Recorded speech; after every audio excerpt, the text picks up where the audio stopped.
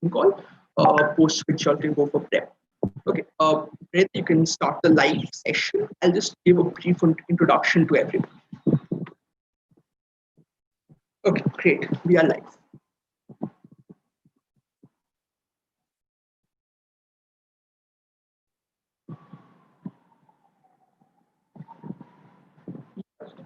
Okay.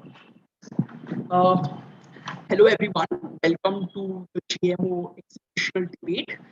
This debate is being organized by IIM as a part of its initiative to enhance scientific communication.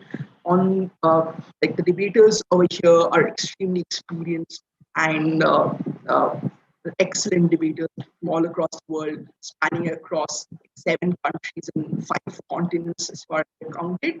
Okay, so on opening government, we've got Hadar, Goldberg, and Claudia. On opening opposition, we've got Oliver Cummins and Jessica Musselin. On closing government, we've got Reed and Rivan EJ. And on closing opposition, we've got Atul and Daniel. Judging this debate, firstly, the chair who set the motion, Estelle. Alongside Estelle on panel, we've got Abhilash, Jessica Varun from Nigeria, Shruti, and Shubham. Okay, so giving a brief introduction to everyone, as I've probably given already on the Facebook event page. Firstly, for opening government, I think there's no contention. Hadar is one of the best debaters in the circuit at the moment. She is a WDC ESL champion, a UDC ESL grand finalist, a UDC ESL final judge, and also she's served as the PCA of UDC. Claudia, as you all must know, as she runs like a huge Spark group, is a very, very renowned debater. She was like the WDC EFL semi-finalist. She has broken it a lot of majors like UDC, NAUDC, US UDC, and the Australs. Opening opposition, Oliver's extremely experienced debater, having been an Australs Octo finalist and a top 20 among the top 20 open speakers, also been a WDC semi-finals judge. Jessica, as we all know from her excellent TikToks, is an amazing person, an Australs champion, a WDC Open quarter finalist. Twice has judged the grand finals of the Australs, and she has served in the CA panels of a lot of majors, including the coveted WDC, Australs, AWDC, and Australian Easters. Reed, I think Reed has not joined in yet, but okay, like he'll join in within time.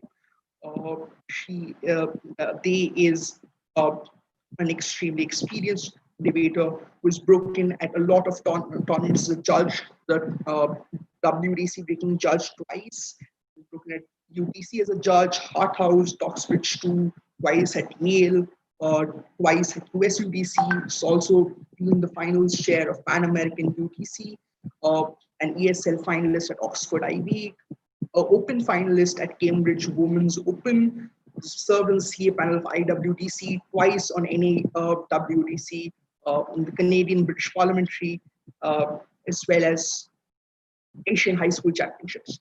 Rivan TJ is from Malaysia. He is an extremely experienced debater again, being the octo finalist of the Malaysia ABP this year, open partial or double octo finalist at Monash Australs, a quarter finalist at World Debate Open, and has a lot of achievements. So finally, on closing opposition, we've got Atul and Daniel, who are one of India's most experienced debaters at the moment from the class of 2020. From MSRIT, they've teamed up, and this team itself has achieved a lot of success in regional tournaments and also at the Malaysia ABP this year, where they were quarterfinalists. Quickly going on to the panel, Estelle is a very experienced debater and judge, having broken at the WTC, having broken at Monash Australs, touched the finals of the ABP, ANU Spring, IPA League of Nations, goes to Accra, and has been also a semi-finalist at IBA Accession. Okay, and going towards the panel, Abhilash is a finalist at Suffer and BDO. He's been the quarterfinalist at SLS 19 and 20, a quarterfinalist at COPD, best at COEP Pune. Also, he's judged many other tournaments. Shruti, as we all know, has judged over 10 grand finals of international tournaments, including Hot House, Western IB, ANU Spring, Quiv Open, IDO, and many others.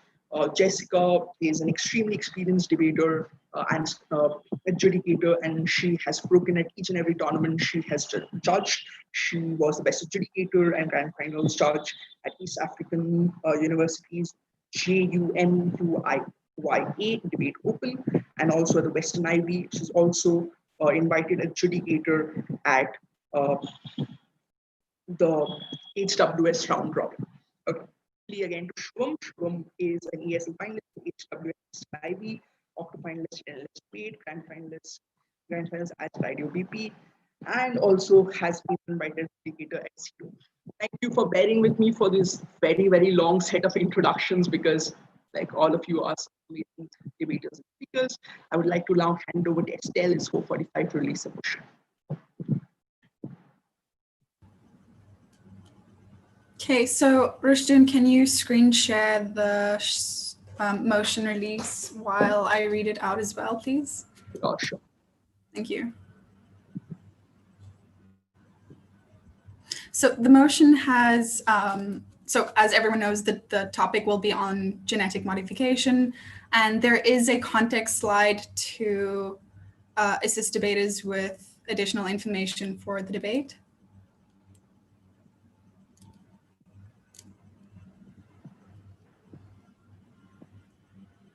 Give me a sec, please. I'm just downloading the file.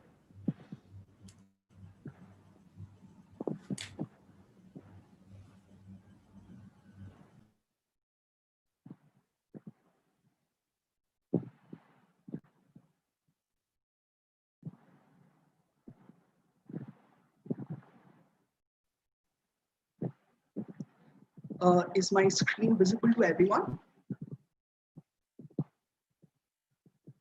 Yeah, it is visible. So the context slide reads as follows.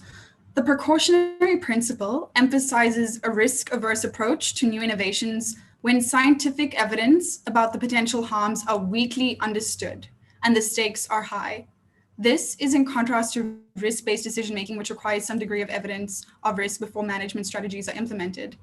The precautionary principle can be said to explain the highly preventive GMO regulation in Europe, whereas regulatory impact assessment explains the permissive GMO regulation in the US. For the purposes of this debate, genetic modification refers to the direct manipulation of a plant, animal, or microorganism's genes using biotechnology. So we'll leave that up for just a minute so that everyone can take a photo or read over it again for that information. And if you have any questions about the context slide, please do let me know now so I can clarify.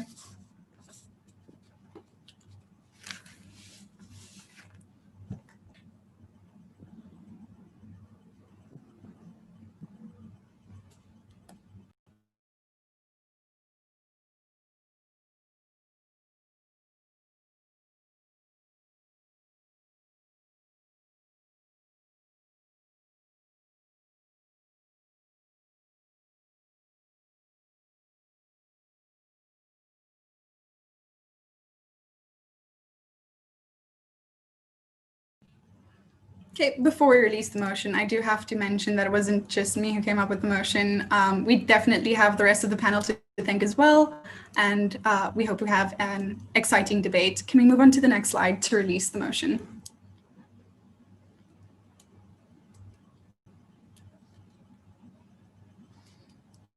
Okay, so the topic for the debate is this House believes that developing countries should strictly abide by the precautionary principle in genetic modification policymaking.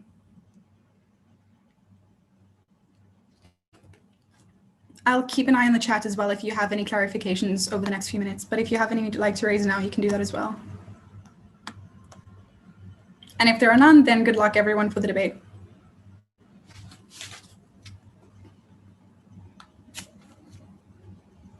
The debate will start in 15 minutes from now.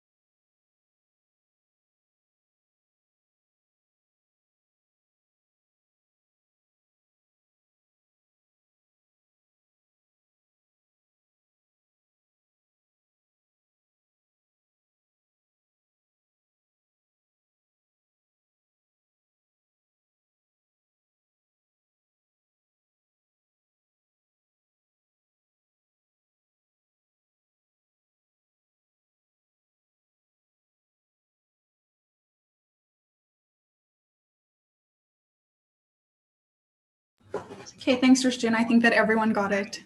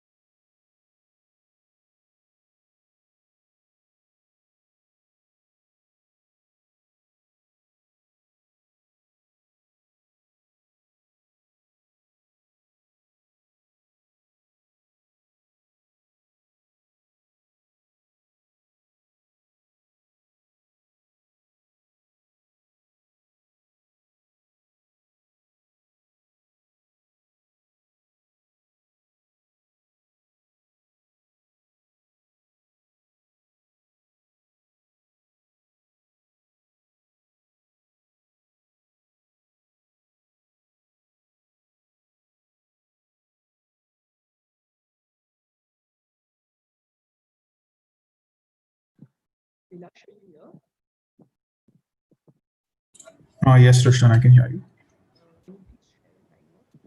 Just a minute, I'll just call you.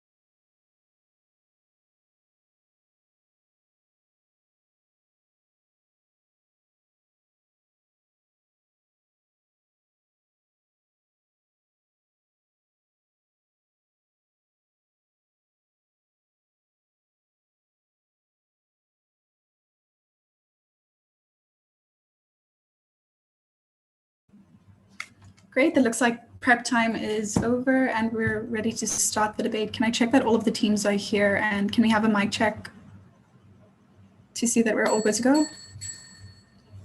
Opening government. Here. Here. Okay, opening opposition. Present.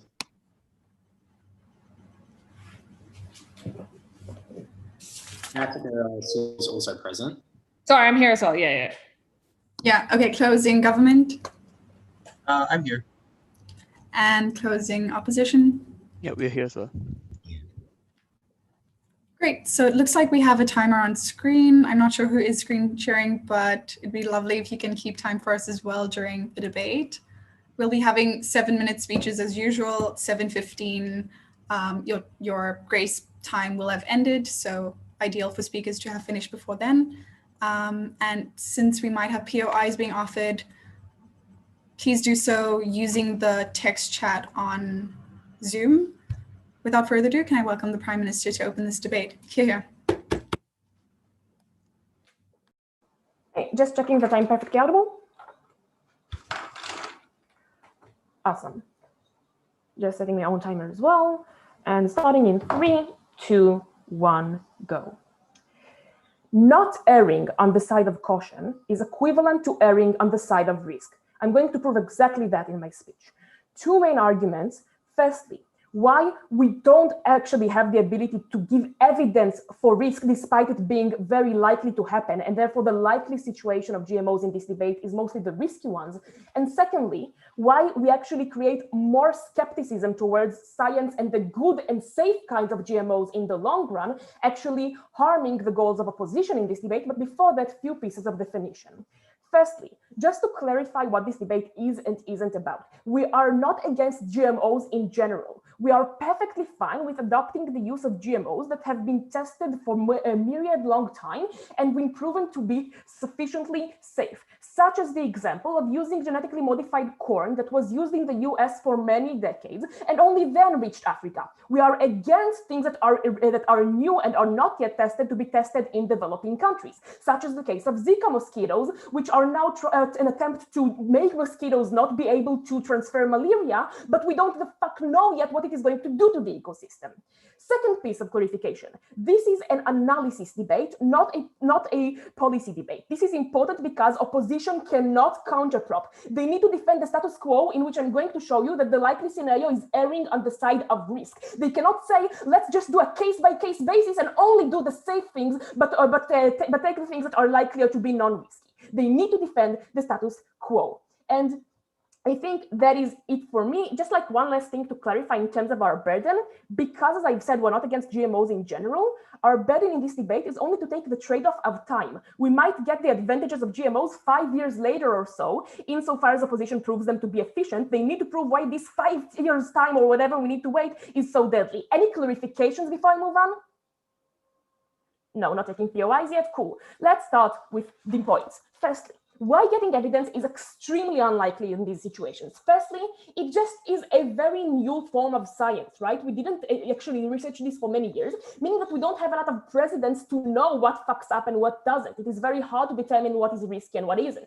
Secondly, because the nature of GMOs and the way that they impact things is very long-term, right? Because what are the risks of GMOs? Risks of GMOs are not this crop might be poison, which is probably easy to prove, but rather this crop might harm the ecosystem as a whole because it is going to be so much more successful than another crop that it is going to completely suffocate them, and then we will not have this crop remaining. This is something that takes few generations of these crops to exist in order for us to find out, right? You don't find these things very quickly. Thirdly, because these things change and vary from ecosystem. You cannot just test them very easily in laboratory conditions, right? The fact that it is something that maybe I have an incentive to prove that has risk to it, it's something that is hard to do when I know that it might act differently when I actually take it out of the laboratory and into the jungle or whatever it is. And lastly, because when we talk about the developing world, we think that they have most often more research facilities that just don't have the backing that they need in order to find the evidence for it. What does all of this mean?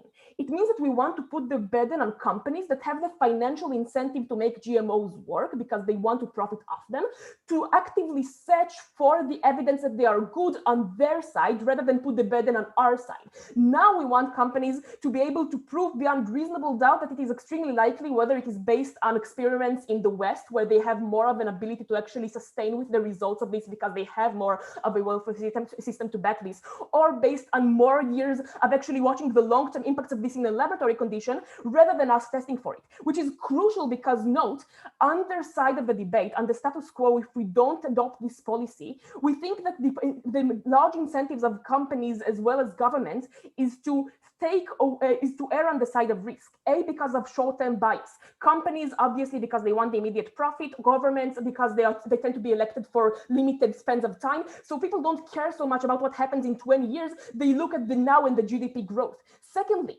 because most often it's the West doing the development, but using the developing world as a guinea pig, meaning that they don't actively take the harms, they don't bear the consequences, and Western organizations have all the incentives whatsoever for taking all of the possible risks in the name of the developing world and then accruing the benefits in the West when they find out it's useful after experimenting on poor people in the developing world, meaning that currently this is yet another reason why the incentive for people is to err on the side of risk. And lastly, because the form of this in its nature is one of a collective action problem. The harms here are externalities, right? This is a harm of you harming the ecosystem and the environment, etc. This is nothing that anyone pays any direct funds for, whereas the profit from GMOs is so large, people get active money from being able to produce more corn per field, meaning that people are likely even more to err on the side of risk under their side. Before I move on, I'd like to take closing extension if they have one.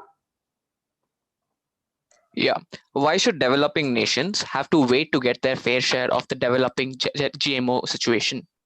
I just explained, because it's risky for them to do otherwise. We prefer them being able to accrue the benefits 5 years later if it means they don't get unredeemable harm to their environment in the short run. Cool. Let's talk about science skepticism, because note, there are many people that oppose GMOs in general for very not rational reasons, whether it is religion, whether it is just fearing the unknown, etc. We claim that taking these risks fuels their rhetoric for several reasons. Firstly, because since we're going to see more failures of GMOs, more GMOs actually creating harm because we didn't test them in advance against these risks, they're going to be able to use this and show the public, you see, GMOs are evil. Secondly, because when we get less of a united front in favor of GMOs, because if under our side of the debate, scientists are likely to be in almost a consensus for GMOs that were tested because they are mostly good after they take away the risk, tomorrow, or in the status quo, on their side, scientists are likely to not be united on this front. Many of them will oppose GMOs because they will know many of them have risk, and you'll get a more splitted movement in favor of GMOs in the long run, less of an ability to actually advocate for the benefits of them in the long run. Thirdly, because it means that science will be less backed by the companies of GMOs, because under our side of the debate, I, as someone who profits off GMOs, have the incentives to pay scientists to prove that my GMO is safe and actually back the science behind it. Under their side, GMOs have the incentive, the producers of GMOs have the incentive to demonize scientists because many of them will oppose these GMOs that are risky, because scientists do have some integrity of not supporting something that is risky, and we actually create, instead of a money that goes for science, money that goes directly against it, beg you to propose.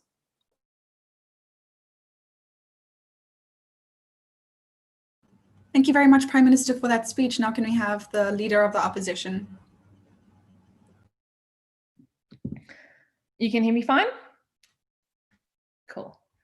All right, I'm going to start my speech in 3, 2, 1. Panel, we accept their burden in this debate. This is a risk trade-off, but we are happy to wear that risk because we think it is damn worth it for all the benefits that result. I'm going to look at 3 things in this speech. Firstly, I'm going to talk about why we think that the risk is an acceptable one. Then I'm going to look at how production happens and why we think that, in fact, the types of production that OG actually want get stifled and why we lose a huge heap of benefits on our side. And then thirdly, what we think this will look like in terms of economic production and why this will result in an unequal distribution of the benefits that are good for GMOs. Before I do that, though, 2 extraneous points of rebuttal. Firstly, the idea that the West will shift the burden and the risk onto developing countries. I just do not think that this is true, for the reason that the West large parts of the West, namely America, who has the highest production of GMO agricultural products in the world, is already producing this, right? And they are already doing so fine. There is no real incentive for them to like palm this off to another country when they already have systems that are ingrained around this. Secondly, they say that you ingrain a sense of scientific skepticism. I'd say, in fact, the opposite is true. That is that, in fact, we think there's a large amount of scientific consensus that GMOs are generally quite safe. And to the extent that you feed into the idea that they're not, it basically fuels the rhetoric that you should question scientific boards, that you should question this type of evidence. This basically reinforces the notion that you just need to kick up some sort of fuss and then regulatory, incentives will change. That's the very thing we don't want to happen in a context where people don't want to get vaccinated for COVID. So with that in mind, first point in this speech is why we think that the risks are more than acceptable. There are 3 reasons for this.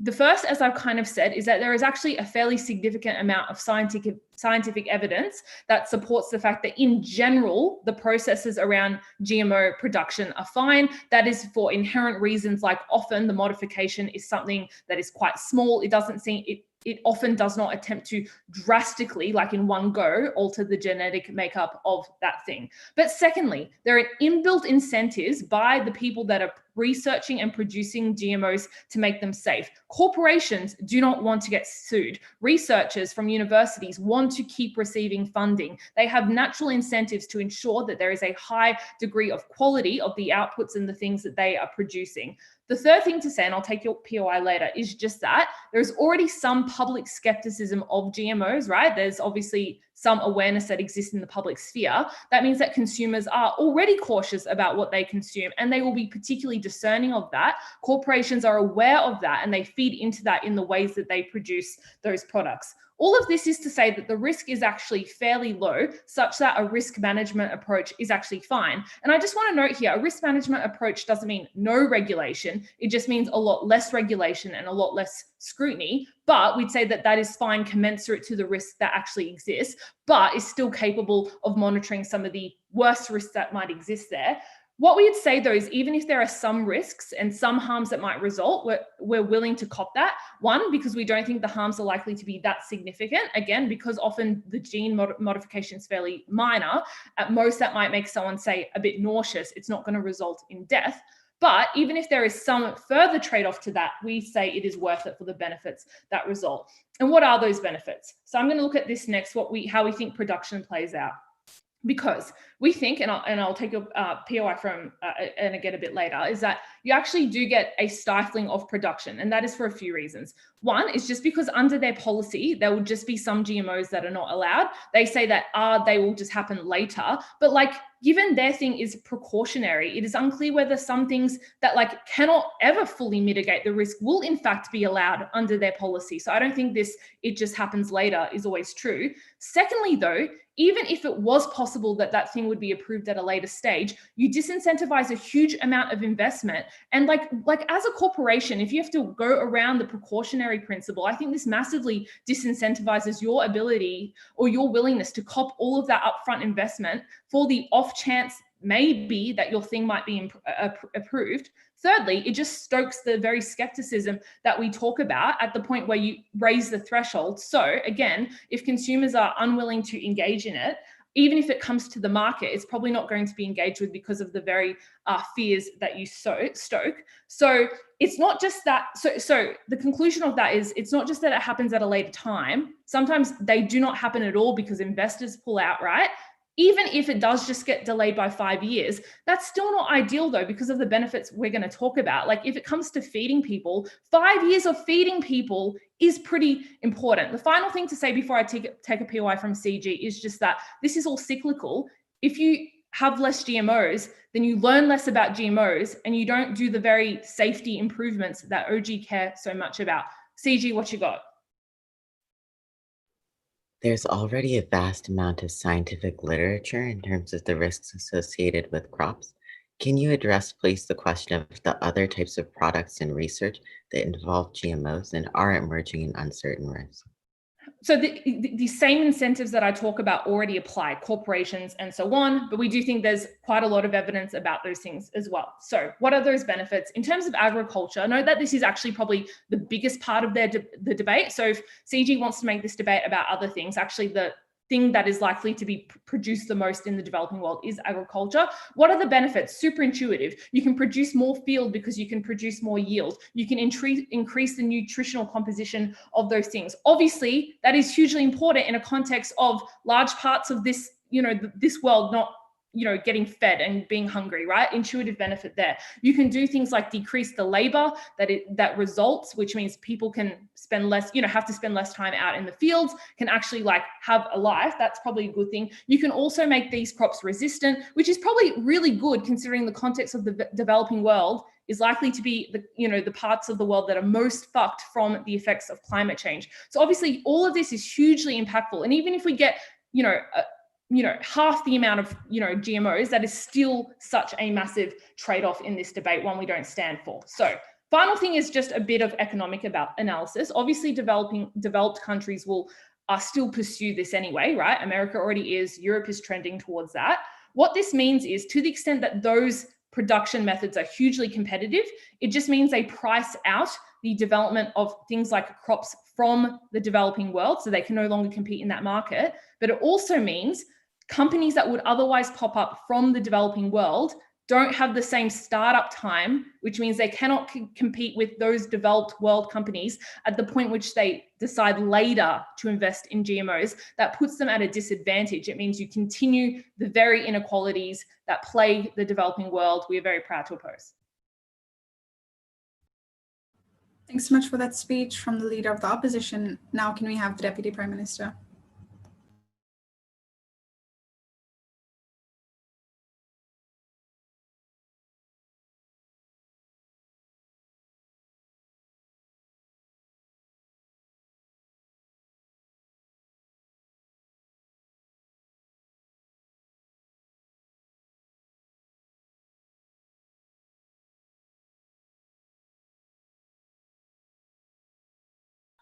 Can you hear me well?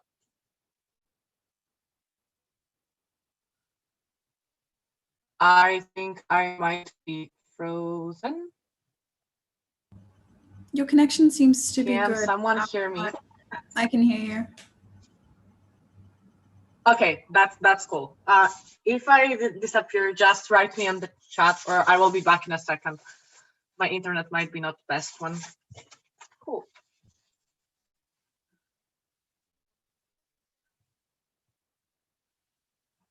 3, 2, 1. Jess said that they accept their burden in the debate. And then in the next minute, she make a huge pivot strategy and cherry pick the examples about like when that might be successful or some kind of success stories without any structural analysis, how developing countries as a spectrum works, not necessarily the one good story. But second of all, and more important, she introduced a lot of irrelevant examples to this debate. If something is tested, if we have full confirmation that this is a good production, or we are not seeing a lot of risk, we are fine, as Hadar told you about the about the distinction with the corn from US or like Zika mosquitoes. There was never engagement to our definition and setup to the debate. So I'm not sure what this content should do to our case. I wanted to engage fully with opening opposition before rebuilding our material. Firstly, about shifting burden on developing countries, I think this is misunderstood points. Firstly, we told you why these developing countries are likely to shift this burden on themselves by the lack of resources, by the lack of research development, by lack of information, and by a lot of structural issues. But second of all, we already seeing that US is unlikely to test something on their citizens or in their region, and they are likely to develop that to the other regions, to the other markets. So we still believe that is the thing in this debate. Second of all, she said that there is consensus that this is safe and the GMO is fine.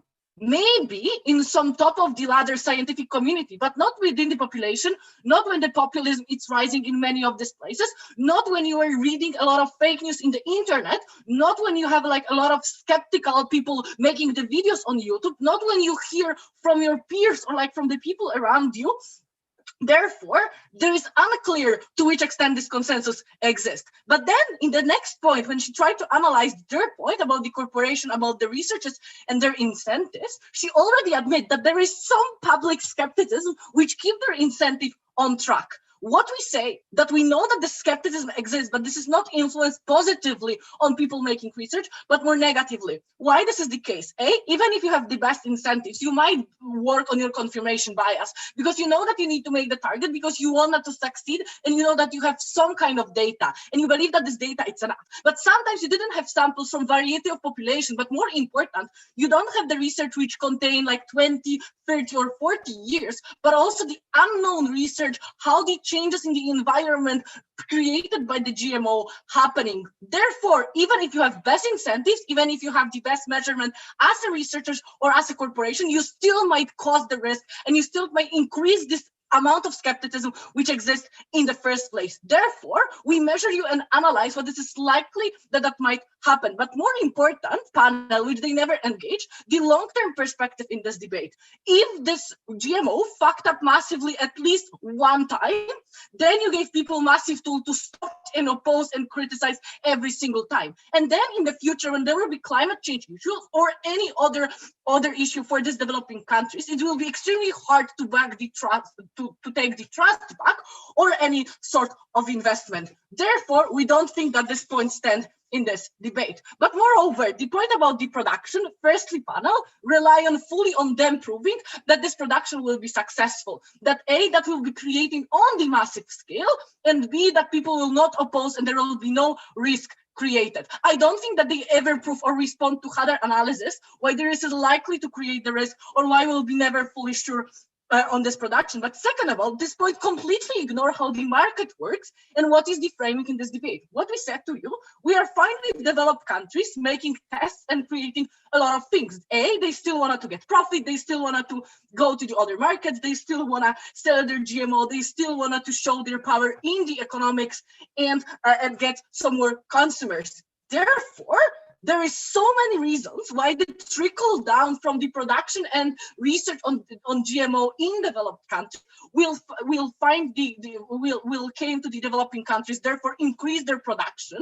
But what is the difference and distinction here? We told you that there is no risk put on these developing countries and they can invest their money in the other types of things which gave you guaranteed profit and which didn't cost a lot of risk. And what is extremely important, we measure to you our impact. After LO, it's unclear for me how much they can get from this production, how you can measure the success, and why this is the only way to influence production in that particular way. A, we told you why their solution is ineffective. Second of all, we gave you the alternative. What is the main questions in this debate? I think the first question is what kind of benefits we can get on site opposition to get this GMO. I think our first point in Hadar's speech responds directly why you are unlikely to get these benefits in the first place. But moreover, we told you that even if you succeed in like the 80% of this field, which is like a very charitable pick on the upside, there is a still risk cost which might demolish all of your achievements in the long run. It's unclear for us why the metric in this debate should be the next 5 years, not the next 50 or 100 years, which is probably more important for these developing countries, especially because in current situation, in the current year, we are not seeing that they are so desperate to need to develop this technology. But second of all, we are seeing a lot of cooperation, a lot of like incentive from the developed countries to still give them product and to still invest in this particular field. I will do closing if they have something. Opening. The USA already, the USA already uses test fields in Hawaii and Maui to go ahead and do this anyways. So why do you think they're going to somehow just butcher all developing nations?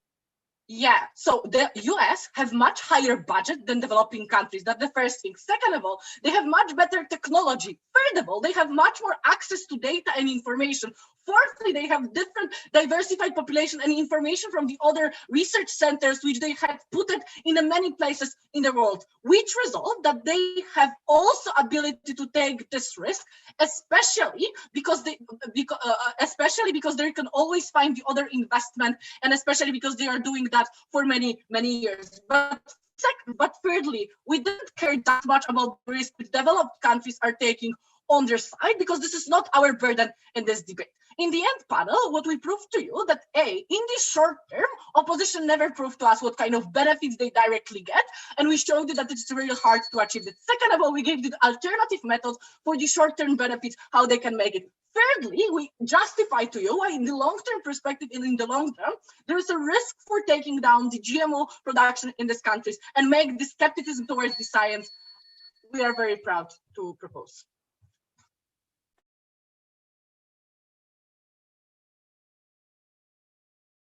Thank you for that speech. Now, to conclude the opening half of the debate, can we have the Deputy Leader of the Opposition? Am I audible? Yes, you are. Tremendous. This debate is a question of certainty and speculation. The certainty that we bring you on our side of the house are through examples of things like golden rice, which since its production has saved hundreds of thousands of infants who would have otherwise died and given them a life. It has given sight to hundreds of thousands of people who would otherwise be permanently and irreversibly blind. The speculation that the opposition bring you is that there might be potential harms associated with mosquito populations and potential harms associated with local biomes. Things that I would note have been thoroughly disproven. For instance, when GMOs were introduced in Africa, there was an increase in biodiversity as opposed to a decrease, like the opposition lie about in this debate. That is why it very clearly falls to our side. Because even if they say there might potentially be a risk, they do not substantiate what that risk looks like. They do not sufficiently weigh it against the enormous benefit of hundreds upon thousands of lives saved on our side of the house. That's why the first thing I'm going to assess is just why this leads to far fewer GMOs being produced and circulated in developing nations. Let's step through the logic we give you. The first piece of logic we give you is a very simple one, which is that the restrictive measure that they propose will all but entirely stifle the production of GMOs.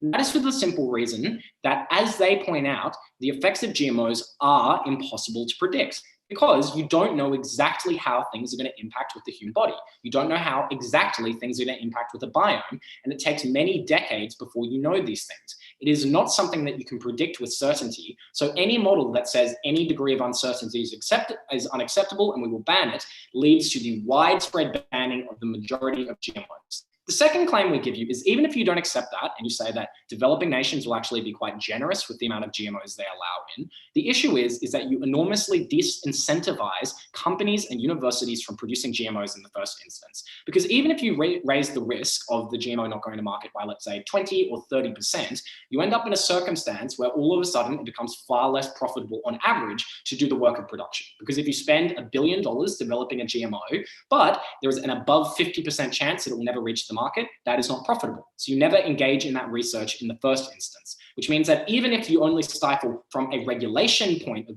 view, a small proportion of GMOs, they are not produced in the first instance. But the third thing we notice is that even if you don't accept those two first pieces of analysis, the circumstance that they construct is one in which they stifle consumer panic.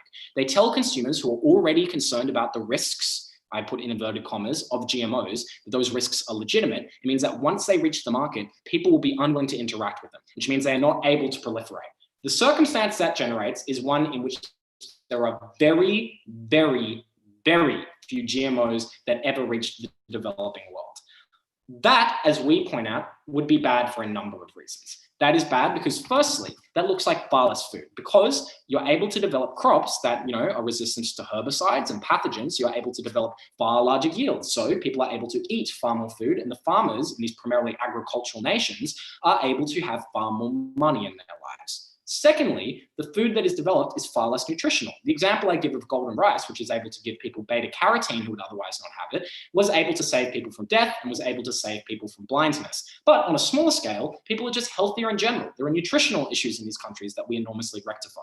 But thirdly, the fact that you're able to produce crops at a much higher scale and get more money for those crops means there's also less labor involved in the production of those crops. And if you're a rural farmer who spends 12 hours a day tilling your crops, being able to cut back on that time by 3 or 4 hours, particularly the women and the children who are predominantly made to do these activities, is a significant benefit that we provide to these communities.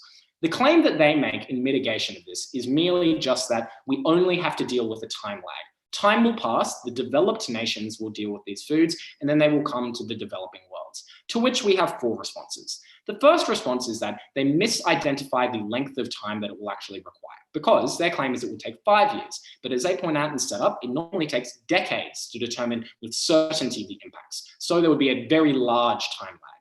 The second thing is that a time lag is very bad, because 30 years without a crop that can save many lives are many lives that are lost in the interim period.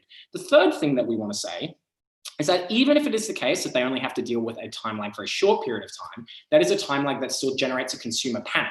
So at the point at which it does come, fewer people engage with it on net. But fourthly, we just deny that necessarily we are looking at a time lag here. It is very likely that these sorts of regulations get put in place and there are bans against them, and it makes it difficult to penetrate the market at all in 20 years' time, which means that we could be looking at no GMOs whatsoever. That is the scale of impact that we describe to you. Hundreds of thousands of lives that could be saved that are otherwise not saved. Compare that to the deeply non-specific and deeply low impact harms of this opening government team, and it is very clear at this point opening opposition is winning. I'm happy to take a point of information from the Prime Minister. The greater you describe the benefits of GMOs to be, the higher the incentive to still produce them, even if it takes longer to research their safety. 30 years might be long, irreversible harm is forever. So the problem with that is a fewfold. So the first problem is that even if you have a great incentive to produce them, you just don't have the money. If you're going to be wasting $1 billion, you simply do not have that money to produce it. But secondly, the time lag, as I described, is a very large harm. But thirdly, the other problem with that is just that you are kind of conceding that it is a very big benefit with that point of information, yeah? And I want to do a bit of comparison here. I want to take this opening government team at their best and presumably this closing government team and assume that there are very large harms associated. At opening opposition, we would prefer a world in which GMOs of all kinds were available to the public, even with large harms. That is the scale of benefit that we are talking about. Because if we are able to save hundreds of thousands of people from blindness and a few biomes are destroyed beyond repair, that is a harm we're willing to accept. The trade-off sorely falls on our side of the house. But let us address this question of the safety of GMOs. We tell you that GMOs have a 100% hit rate. We're making small modifications and there is a scientific consensus that they are safe. Corporations have an incentive to make them as safe as possible. And consumer skepticism raises that incentive somewhat. And notice that this engages with all of their material about testing grounds for developing nations. Yeah, it doesn't matter that they're testing grounds if these are safe in the first place, yeah, because they benefit on net. That means that there is a very low risk. So all of their material about the risk of these things is functionally pointless because damages to the ecosystem are unproven. It's a very limited harm. And moreover, it is something that does not stack up in the scale of the harm that we describe. With respect to closing government's deeply speculative harms about potential, I assume, pig testing and things like that, we're not concerned with that. 99% of the research on GMOs is done to crops. That is where this debate ought to be focused. We are able to save hundreds of thousands of lives. We are able to save people from hundreds of hours of labor. We are very happy to oppose.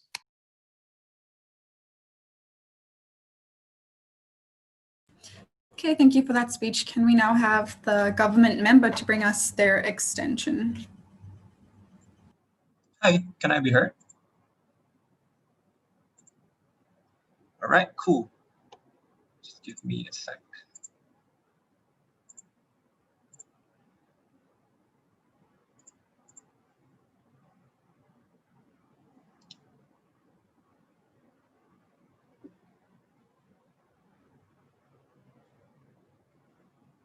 All right, starting in 3, 2, 1. Closing government believes that the governments of developing nations are in specifically a unique position who have a duty to protect their societies from the harms of GMO and GM-related technologies. We would suggest that when those risks are structurally difficult to access, it is more important for states to err on the side of caution and err on the side of protection for these individuals. We're going to show why in CG. You get 3 points of extension. The first is the actual structural analysis as to why the risk assessment of these states is one that's likely to be inherently flawed, specifically because of the lobbying of MNCs like Monsanto. The second point of extension you get is that GM technology doesn't involve crops, and I think it's unfair for DLO to suggest that 99% of GM technology involves crops. We think that recombinant DNA has been used to produce insulin on a far more scalable level. We also think that medical advancement in bioscience has led to technologies such as CRISPR that could potentially expose people to a lot of harm. So even if the harms are relatively smaller, we still think those harms are particularly impactful, and states ought to protect people from that. The last thing is just with regard to the sustainability of GM technology. I think OG alludes to this argument, but CG will actually provide the mechanization as to how this happens. Responses will all be integrated. So firstly, whether this risk is adequately weighed out, because opening opposition gives us reasons as to suggest why the risk of such using GM technology is relatively low. They say three things. The first is that there's a lot of scientific literature surrounding such existing technologies, and therefore people are relatively well informed. And the second thing is that there are incentives for companies to make sure those things are safe in order to maintain investments and things like that. What we don't think, however, that these things deal with the reality of developing nations. Because when large companies like Monsanto comes in and offer cheap pest-resistant crops, we think there's a huge pernicious financial incentive and huge pressure placed upon those developing nations to accept these things in exchange for a lot of being lax with regards to regulation and things like that. So we think that necessarily those governments in developing nations are relatively weaker, don't have strong democratic institutions because their public are not necessarily the most educated and are therefore less able to hold their states to account. We think therefore these states in many instances can become subject to hostages and can become hostage to the lobbying power of multinational corporations like Monsanto that come in offering a lot of things like this. What does this mean? This means that the ability for those developing nations and those developing states to be able to structurally assess the risk and manage the risk with regards to whether these crops bring in good things or bad things, we think is structurally unable to do so. And that's why we think the only way for developing nations to deal with this problem is to prevent these things from is to prevent GM technology from entering the nation in the first place. Because we think the risk assessment is fundamentally skewed from the start. Even if opening up suggests that the risks are manageable, we don't think those developing nations are in a position to be able to manage those risks, and therefore the scale of harms that will be exposed and visited upon these people is likely to be quite massive.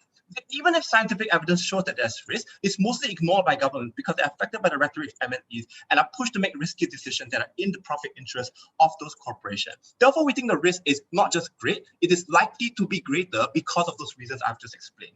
Note secondly, that if we have to weigh off between the benefits that opening up suggests, the best example they give is golden rice that can cure blindness, which is unclear why these benefits are not substitutable, because the reason why golden rice supposedly had a positive impact on eyesight was because it provided vitamin A. You can replace those things with vitamin A supplements. We think those benefits are one that's replaceable and therefore not an a priori good in this debate. Note secondly, that when these harms accrue, the governments are responsible for directly dealing with them and dealing with the fallout of the situation. So things like at the point where these ecosystems get disrupted, at the point where there are side effects and allergens that are involved in this particular goods and crops, that's when states have the healthcare system has to deal with those sort of things, and in some cases may not be equipped to deal with it, and I'm going to explain in a bit. And therefore we say it's safer to err on the side of caution, because our side of the house is the side that proactively prevents harm rather than retrospectively attempting to deal with it. And therefore we think that on balance, states ought to err on the side of caution. The next thing that opening up says that you get a lot of investment in research, right? Investment in research basically. So all claims you have no money now means there will be no investment, means the tech will never materialize. The first thing to point out is that it's unclear why this research cannot happen in developing nations. With higher standards of safety in research necessarily means that the quality of research is something that's better. And I think OG is correct to point out that it eventually will trickle down to people, given that those benefits are substitutable to a large extent. We don't think necessarily we accrue the worst of the harms and have to make that trade-off. Once the preliminary conclusions are proven, we can move forward a lot safer. The second point of extension we'll give you is how certain forms of GMO technology are extremely hard to regulate, posing direct threats towards users. Note that not all GM technology revolves around crops, as I explained in my preamble. There's a lot of advancement in things like medical bioscience, leading to development of technology like CRISPR and like insulin production via recombinant DNA. What does this mean? Genetic editing technologies such as CRISPR are things that are very decentralized, small scales, and can be used in your backyard. In 2018, the Chinese scientists use CRISPR technology to make twin babies HIV resistant. And we think that this particular act was one that was condemned by the university, but it does show the scale of the risk available that this technology offers towards people. And given all the incentives of lobbying I discussed earlier, the likelihood of it leading, breaching out into society is quite high. The potential harms here are huge. So over and above things that OG talks about with regard to the ecosystem, we think that DNA splicing, if you've gone wrong, right, if your DNA splicing is off target, it could lead to people potentially being permanently damaged, not potentially becoming autistic, for instance, if you change the wrong chromosome. That permanent lasting damage on individuals. And note that some of these harms are irreversible because developing nations don't have the healthcare facilities to be able to deal with this sort of harm, and therefore it's something necessary that's bad. Before I go on, I'll keep opening up. The harms that you refer to are easily recognizable and predictable, so would be caught by our model anyway. Could you name any harm that is likely to accrue that would only be caught by your model? No, look, the point here is that companies know this risk exists, but have a profit incentive and therefore like to pressure states into making risky decisions. That is why the harms are captured under your side and not under ours. The last thing I want to look at in this speech then is the long-term sustainability of the GMO industry. And note that there is skepticism against GM products in the status quo right now due to fears and lack of information. This is evidenced by protesters ripping out GM crops in the Philippines. And therefore, we think that engaging in this sort of risky investment into technology that could potentially bring harms is something that's extremely bad for the GM industry, because you just need one case of side effects of GM crop. You just need one case of CRISPR gone wrong for the entire society to hate genetic editing technology and genetic modification technology. Given all concedes that the benefit to GM stuff, if the backlash worsens, it means that the likelihood of GM crops and products entering the markets in the future is one that's likely to be reduced. Comparative is very simple. On the outside, perhaps development is slower, but it's comparatively safer, but it also means that it's more sustainable. So all the benefits that opening up claims towards this technology is one that materializes to a far larger extent in closing gap, because we explain the sustainability of this model and why that's likely to occur in the long term. For all those reasons, we're proud to propose. Okay, thank you for that speech. Now to the opposition member for their extension.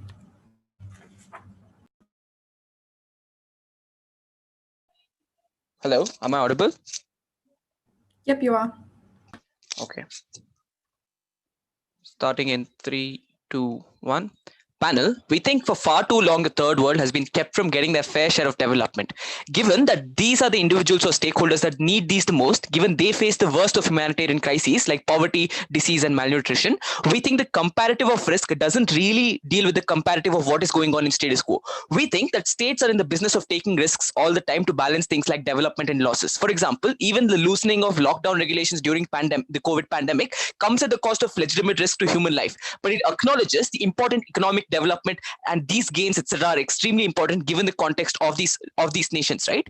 We think the comparative of risk drawn by both teams have really been in terms of potentially bad outcome. Their main incentives or their main analysis to do this is to show how there's a lack of budget or a lack of technology to get some degree of positive outcomes. We think that sure, we acknowledge this, but this is not the degree to which they're scaling this is wrong. We think it's not about nations that don't have this altogether who have to build this like infrastructure from scratch, but it's about where these infrastructure already exists within these countries and what the governing policies of these infrastructure is and what that changes to. We think that America and USA having things like test field places like in Hawaii where they can just cordon off and offset the degree of risk or outbreaks that can happen because of these places are an example of this. This just requires like land and laws necessarily. We don't think this requires a huge amount of infrastructure or technology. Secondly, in terms of the comparative of risk, it doesn't really compare with the status quo in these developing nations where people are going hungry. There are things like farmer suicides because yields are not enough. There's a vast multitude of diseases due to lack of nutrition. Infant mortality, etc., is extremely high. It's extremely urgent to be able to reach some sort of solvency. We simply can't wait for calculations about how the ecology is impacted 30 years down the line before certain technology is approved. That is not that's not sort of calculation that states can make in terms of protecting their citizens in any level and offset that development. What do we hear from opening government, right? We think that them saying that you can't give proof of risk is the failure of their model itself. because you can't calculate or you never know things like very long-term risk or ecosystem related risk. No amount of research or technology spent can guarantee these outcomes. Therefore, you do have to offset this to a large extent, given that we need things like funding, etc. Secondly, in terms of skepticism of science itself, look, they've really not characterized you why there's a trend of the skepticism of science going down in status quo. If it is true that this technology, etc., doesn't exist in these places and the quality research is not coming out, they give you no reason to believe why GMOs are ever going to come up in these developing nations in and of itself. That skepticism is already existing in status quo. Lobbying groups already fuel this, and it's often due to irrational reasons, necessarily like things like propaganda and lobbying, that makes people lose faith in this. We think that the amount of loss that happens due to erroneous practices or things that may go wrong is something that can still be offsetted, given the likelihood or possibility of many positive benefits accruing to these people, and often the most vulnerable people, where people can tangibly experience that after they're using different yields of crops, they're experiencing different sorts of development. We think the ability to change the narrative exists more on our side. Secondly, in terms of the scientific community itself being split, it's unlikely for this sort of things to get mainstream traction, because you're going to get niche papers about risks, etc., that are not really going to catch mainstream attention, given that it's a field that's largely unscrutinized in and of itself. So we don't think that the skepticism of science argument really has like a lot of stand in this debate. What is our extension? We think that in our extension, A, we're going to prove to you the urgency of this, and B, we're going to prove to you how we're able to reach global standards of development within these places. That means that these sort of policies are going to be things like stopgap mechanisms to reach global standards in and of itself. So first, on the urgency, we think that developing nations already are combating things like corruption, unemployment, and things that are structural in nature, like in agricultural fields, like land consolidations, like farmers being in poverty, them having like the zamindari system in India, where there are a lot of political and structural problems where they're being able to having to combat these sort of issues. Secondly, in terms of lack of infrastructure, these developing nations suffer from the worst soil conditions, like sub-Saharan Africa often has the most inhospitable agricultural lands. There's a lack of a water table because these nations are worst affected by things like climate change. We think that these are situations that requires urgent and desperate solvency in and of itself. The amount of, even in terms of agricultural produce, we think the produce is only for local population that often falls short. There's no sort of comparative advantage or comparative benefit in terms of having any sort of export whatsoever. So we think all of these things need to be rectified and can be rectified through breakthroughs in this technology. Secondly, right, what is the problem, or what is the status quo in these developing nations? We think two main characterizations here. One, we think they're already lagging behind to some degree because of having already been exploited by the Western nations. Biodiversity of tropical regions like Africa and India have already been exploited due to lax laws regarding things like GMOs, like American companies coming and trying to patent basmati rice or trying to patent certain variations of certain species that grow in these tropical regions. There's been a sort of colonization of what kind of diversity and research that happens around these sort of fields in and of itself that has already happened. Therefore, we think that it's not justified for the West or any sort of other entity to stop these developing nations from actualizing any sort of development within these spheres. Secondly, the nature of the GMO or the collaboration of the sector in itself is extremely secretive due to things like protection of their intellectual property, etc. Because given that these things have become commercialized to some extent, there's a lot of protectionism in terms of different companies and different nations collaborating in terms of getting certain breakthroughs. How is this corrected? By changing the policies in these third world nations. We think third world nations need to have some amount of boom in their GMO sectors to achieve any incentive to attract top talents or attract any sort of companies that can come and fund certain development. Why is this important? Because often in these sectors, in these nations, these sectors in and of itself are quite nascent. So there's an incentive or there's a requirement for funding or things like that that need to come about. We think that top companies or top talent who may be interested in trying to make these sort of breakthroughs are necessarily going to come in. That is, these scientists also want to do work that necessarily impacts a lot of individuals. I'm really sorry, I can't take a POI. Daniel will take it in the next speech. We think the scientists of the nature of these people who would want to come and work in these sectors, who are allowed to, or the laws indicate there is some amount of risk you can take, will attract things like top talent because people want to cure things like the most horrible conditions that impact humanity. Therefore, we think the ability or the incentive for people to come and collaborate with these developing nations increases. Secondly, there's already an incentive in terms of working with the biodiversity that might exist in these spheres. So we think we're able to achieve better participation with the rest of the world within these developing nations. The benefit of this is the incentive for top companies and talent is that they're going to be more collaborative efforts with these regional companies. This will effectively update their technology, update their budget to global standards. And we don't think what CG characterizes in terms of extreme lobbying or lax regulations necessarily happens, because the bargaining power is with these governments itself. And even if this lobbying exists, we think they've exaggerated the harm of it. And secondly, even if you get funding from these groups with with perverse incentives, you still have to adhere to scientific standards to get things like publications within papers, etc. So we think the lobbying won't be as bad, and we think this collaborative effort needs to come in. Once you get a couple of breakthroughs, you can now capitalize yourself as a biotechnology hub of the world or something like that and get a lot of collaboration, necessarily creating a sort of standardization that increases and scales to global standards, as well as solving a lot of urgent problems that exist within this sphere. Extremely proud to oppose.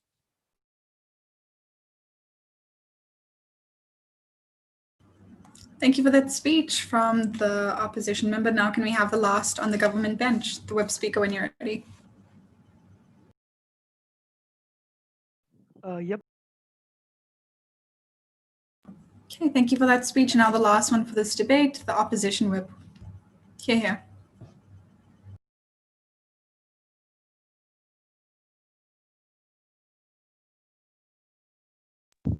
Hi, just want to check if I'm audible. Yes, you are. Okay, yeah, cool. Just give me 10 seconds. I'm just setting up my timer.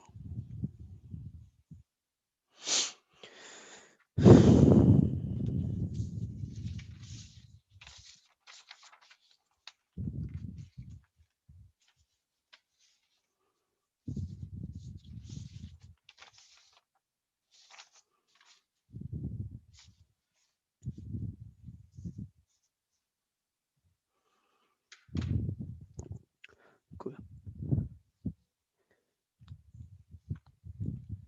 Sorry, just a second. Yeah. All right.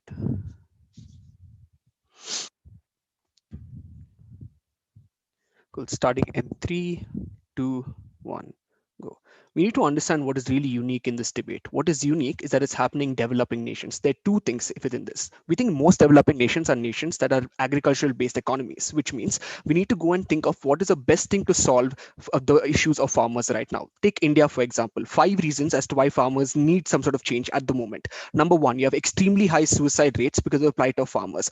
2, they're not like the land ownership of farmers are reducing tremendously from 2.6 hectares to 1.1 right now. You go and see them not being able to grow proper crops because more often than not, because of extreme climate change, the crops that they generally grow are not resistant to the sort of weather conditions that are there right now. Moreover, most of them grow thirsty crops, etc., like rice, because of certain incentives given by the government. The problem with this, by growing thirsty crops and incentivizing only these things, is the same harm that our government is talking about, that is water tables being depleted anyways. We don't think that is something unique to them in the first place. Then we also think in terms of them even wanting a better change by virtue of not having any local development happening, and you relying on only the developed world and these monopolies like Bayer, etc., setting the prices for you. It becomes extremely problematic, because the second reason is that we need cost-effective change within these areas. The reason is that farmers, etc., don't have the money to go ahead and afford these things. So when Hadar comes and tells that, oh, you know what, we'll wait for 5 or 10 years and then we'll import the crops of the corn seeds from OG, it's not possible in the first place. Let's talk about this, right?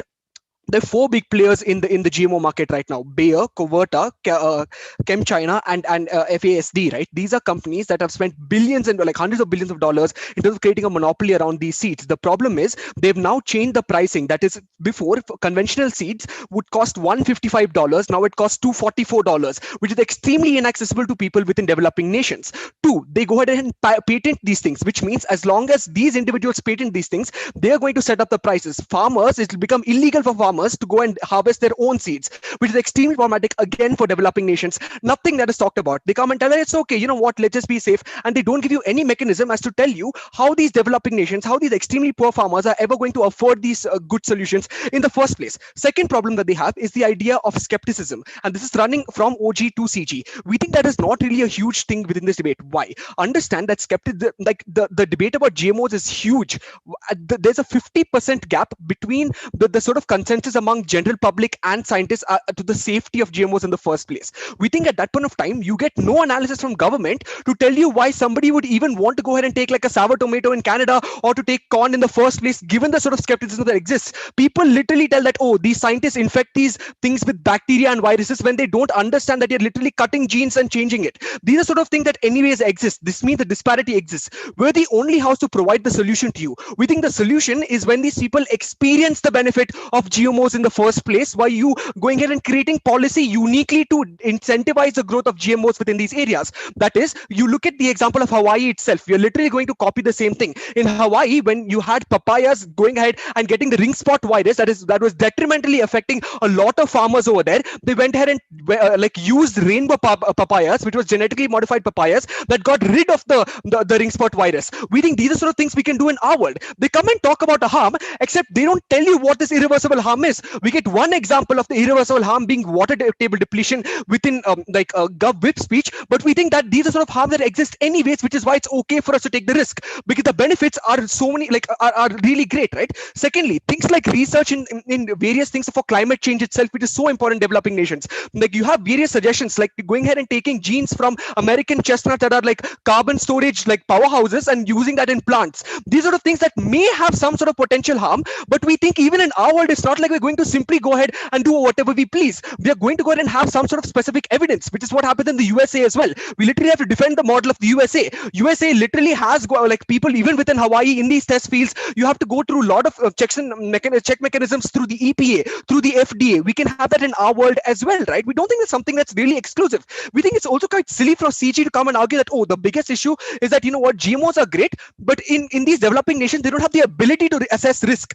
Completely false. In India, you have great amount of scientists working in medical sciences and all these fields to go ahead and do their research. We have us going ahead and doing research in even areas like space research, etc. We're doing it tremendously well, right? We think these are things that we can always do. Moreover, complete ignorance of Atul's analysis with regards to why collaborative efforts are extremely important. This ties down to the idea of uniqueness of developing nations, whereas we need cost-effective mechanisms. There is no incentive right now in Gov's world for these big players to ever want to go ahead and team up with smaller developing nations, and they will always set up their own prices. In our world, when they know they can also conduct certain research within our areas, is when they'll try to create collaborative efforts with startups and all these other areas within our nation as well. Secondly, with regards to safety standards, we think a lot of these startup companies, etc., go public. These are startups that require heavy amounts of funding from venture capitalists, which means at that point of time, they need to always go and appease public sentiment, improve public sentiment. The way you do this is by always going in and ensuring that you have safety practices, which means CG's ideas of you going in and using CRISPR for something that will completely give up human life is completely silly. You do these things, you do these things in smaller steps. You look at, I think in Canada, where you have CRISPR to use, where it was used to remove HIV cells and was proper. We think these are things that we can do in our world. The risk is not really crazy, right? These are things that can happen in our world. But in their world, because they're extremely risk averse, it means at that point of time, you will never take any risk with going ahead and trying to use this to remove HIV cells, to try to use this to remove things like the Huntington disease that effectively, affect a lot of individuals, like Down syndrome, and all these things that become extreme traumatic through genetic disease. I'll take opening real quick. We get most of your benefits already, since OO concedes most GMO crops are already tested to be safe, and those we don't need to oppose under the motion. The marginal benefit of a few more crops for some time earlier isn't worth the irreversible harm to entire ecosystems. Three responses. Number one, even if you now go ahead and use this huge gap and then rely on developed nations, they're going to set the price, which is inaccessible to these individuals in the first place, which means they're depriving poor individuals within India, Bangladesh, etc., of going ahead and using these crops to increase their nutrition, to improve their livelihood, to not suicide anymore. That is the trade-off in their world, and you get no mechanism to tell you how it's going to be accessible in our world. We give you a clear mechanism by incentivizing startups, incentivizing individuals to conduct research, by putting in government money to back this in our world, so that we can make this more accessible, to create more patents within India, etc., so you don't have to rely on USA. These sort of things that you mechanistically get from our world, right? So at the end of the day, when we compare to OO as well, sure, they tell you that we get better, you get examples of golden nuts, etc., for better nutrition, but we don't get the uniqueness of why it is needed right now within developing nations. What are the mechanisms that we can follow and regulations that are there in place in developing nations that we can get? What are the collaborative efforts that can happen with these big monopolies that can benefit us and make it more accessible? That only comes out from side closing opposition. We care about these individuals, and we have to go ahead and do this. Very proud to oppose. Okay, thank you very much. So that concludes this debate. Thank you to all speakers. I'll ask Rishtun to just give everyone directions on what happens next. I'll hand over to you. Yep. Am I clearly audible? Okay, great. So thank you to all our debaters.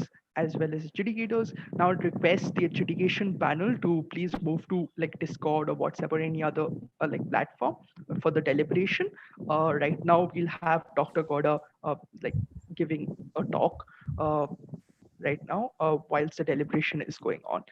Okay, so y'all can move like the adjudicators. Rushtun, can you open a breakout room? Abhilash is the I'm host. doing just Abhilash, that. can you do that? I'm doing that. I'm doing that. Okay, fair enough, fair enough. Move to a breakout room. Okay, in the meantime, for people who have joined us on Facebook Live, we've got Dr. Lalita Gowda here with us. Ma'am is an expert and she's our guest speaker for today's event. She was supposed to like come in a bit earlier, but like due to some technical problems, she wasn't able to join in. But here, ma'am is here. She is a member of the GEAC, that's the Apex GMO approval body of India. She's a former scientist of the CSIR, CFTRI, and also a member of the SSAI. We'd like to welcome ma'am and ask her to start whenever she's ready.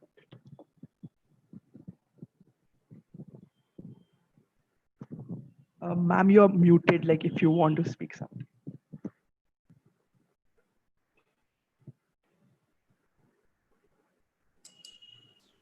Okay. Good evening. I hope you can hear me. I'm sorry about the misconnection between the two, and I joined late. Having just heard the latter half of the debate, what I wanted to do is to tell you all the science behind GMOs. There is a lot of science which goes into the GMOs, in the making of GMOs, and when the GMOs are released. It is not that GMOs are just made and then released, but it undergoes a lot of safety assessment, etc. And it takes almost 10 to 12 years to release a GMO, starting from when you isolate the gene. So just give me some time. Is it possible to allow me to share my screen? Yes, ma'am, definitely. I'm making you the host.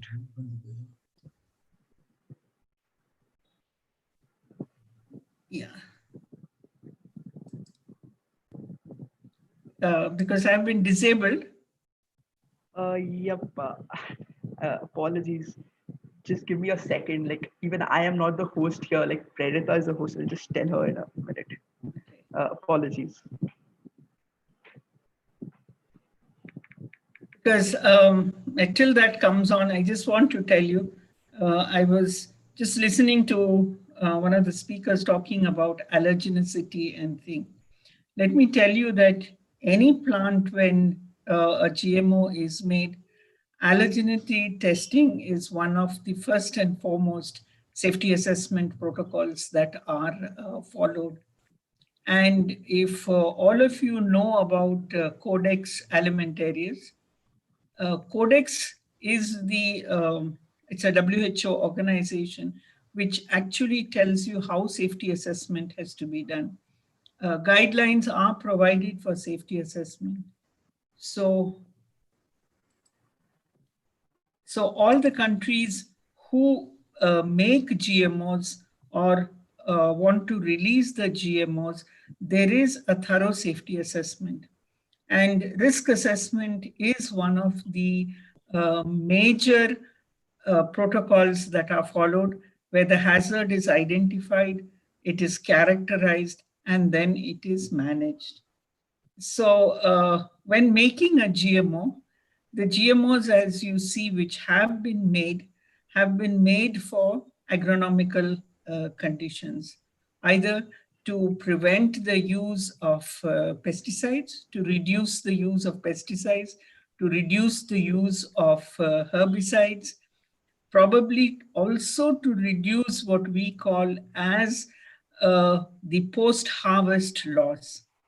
For example, the tomato which was made, the first GMO, which was made about 2 decades back in 1996, the Flavor Saver tomato, it actually helped in transporting the tomato. Sometimes transport takes about 7 to 8 days. And you don't want to lose the yield, the product, because of it going rotten. So that was the reason the Flavor Saver tomato was made.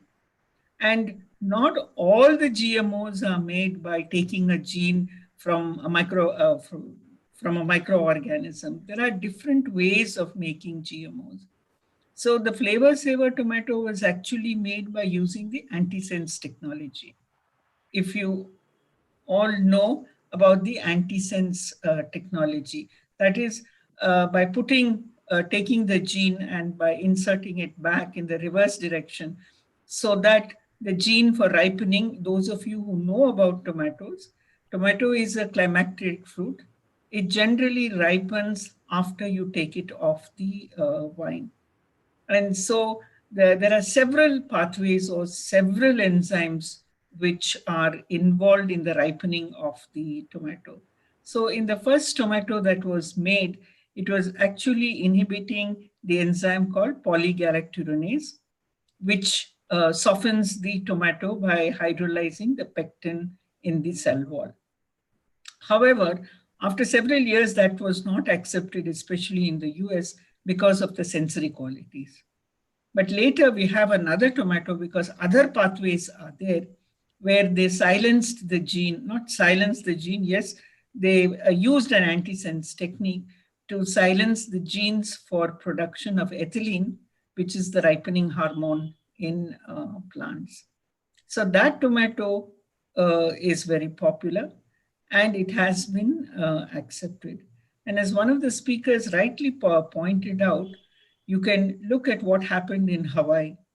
Hawaii, which is the global producer of papaya, and their whole, all their plantations were wiped out because of this ring spot virus. So you can imagine what it does to the livelihood of the people over there. So again, using the same technology that we use to produce antibodies or vaccines, the same technology was used, and now you have a papaya which is immune to attack by the ring spot virus. I don't think I've been made the, okay, I've been made the, yeah, I can now share my screen, yeah. And also for our viewers on YouTube, if you want to ask ma'am any questions, feel free to write it on the chat, the live chat, and I'll be passing it on to ma'am on Zoom here. Yes, ma'am, can start. Yeah, I'm going to start. Okay, so as I was saying, the GMOs or the genetically engineered crops have been made for agronomical reasons. And you see that we have the herbicide tolerance or the insect tolerance. I'm just going to give you a few examples on improved nutrition also. Now, we also have crops which are being used as biofactories for biopharma, where they are being used to produce medicinal uses, such as vaccines, like the rabies vaccine is being produced in the tobacco plant. So the uses or the science, as I said, which goes into making of these is what we have to try and convey to the people. We need to convey to the public the importance and how it is helping, rather than presenting to them that this is a Frankenstein food where you've taken a gene from an animal and put it in, or you've taken a gene from microorganism and you have put it in. So to the public who are not so savvy about science, the way you convey information is very important. Because the correct way of conveying, you'll be able to tell them. It's like coronavirus now. When there are people, as soon as they know they're positive for corona, they literally, I've heard of cases where they have died out of shock because they are so scared. But others are there who know that you can come over it if you take the proper care and the proper treatment. So in the same way, always any information has to be conveyed to the public in the right manner. So this communication gap is, I think, very large when we come to this GMO technology. So this was the tomato that I was explaining to you about. So they have a tomato with delayed ripening so that you can prevent post-harvest losses. So this is going to help the people or the whoever is involved in business of this to prevent any loss. So here, as I said, it's not bringing in a gene from an outside organism. It's taking the gene from the tomato itself and putting it in the opposite direction or the reverse direction, what we in molecular biology techniques we call as the antisense technology. So to do this, actually you go into the pathways which are involved in ripening. And if you look at the pathway here, it is the ethylene, which is the ripening hormone. And you can see that many fruits, especially the banana, most of you may not know that the banana is taken off the plant and it is subjected to artificial ripening, putting it into an ethylene chamber. So ethylene is the ripening hormone. If you can use that, in this case, we are just delaying the ripening by actually making these two enzymes, lowering the production of two enzymes, ACC synthase and ACC oxidase. This I explained to you is how it helped in Hawaii, and Hawaii now more than 95% of the plantations, they use the ring spot virus or what is known as the rainbow papaya, where the coat protein of the virus has been introduced into the papaya. Now let's come to this main one about the BT plants that everyone talks about and says that it is so harmful or not. Actually, if you look at it, Bacillus thuringiens is a microorganism which produces proteins which are known as cry proteins. For several years, these cry proteins have been used as biopesticides. These are not chemical pesticides. They are biopesticides, and they are produced by the Bacillus thuringiens. And it is actually produced in the spores of the Bacillus thuringiens as crystals. And that is why they are known as cry proteins, or CRY actually stands for the crystal. There are several different cry proteins, and each one of them is specific for a particular insect or a particular host, especially the Lepidoptera, the Dioptera, Coleoptera, which are all, boring. The larvae are the boring pests. To date, more than 700 cry protein sequences have been identified, and they have been classified differently. So you will have a different cry protein for a different insect inserted into it. But please remember that this is a biopesticide, and we are talking about green chemistry. So, and it is not a chemical or an organically synthesized compound. So when this is sprayed on the plant, the larvae feed on this, and I will show you the mechanism or explain the mechanism by which the larvae are inhibited. So this is what happens when the cry proteins or cry proteins as a biopesticide are sprayed onto plants. So when the larvae feed on the cry protein, as I said, is associated with the spores.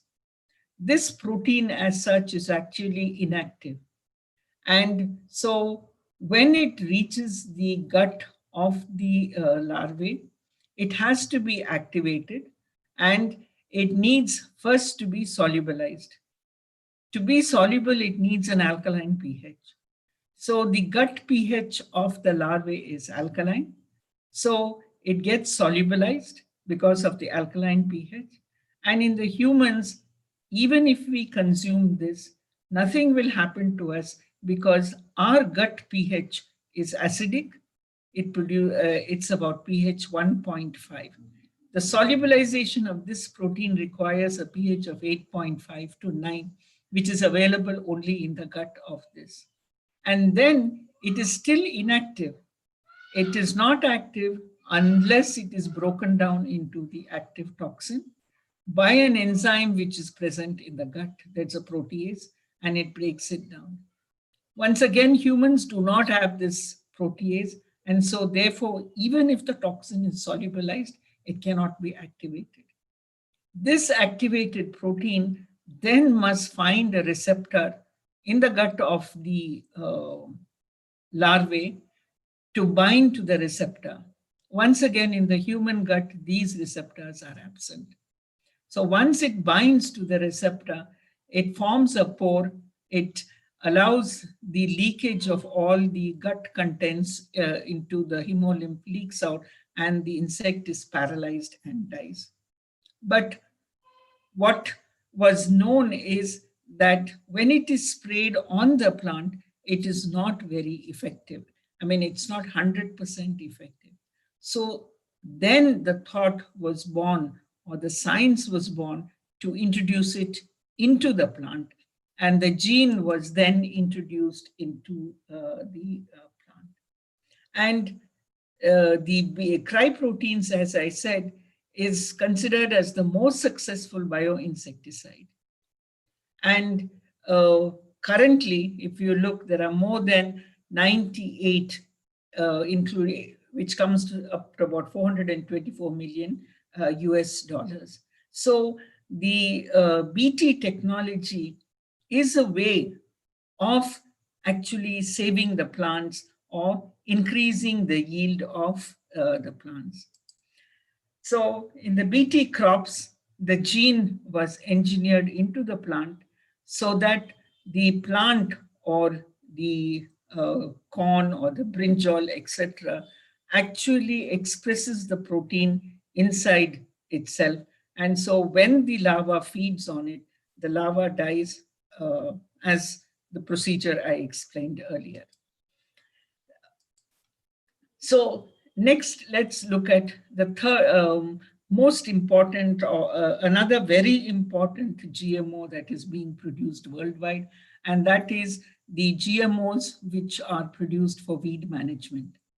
So when you look at an agricultural crop, in addition to the crop, weeds are grown. And generally, the farmers spray a large amount of herbicide on it to prevent the growth of the weed.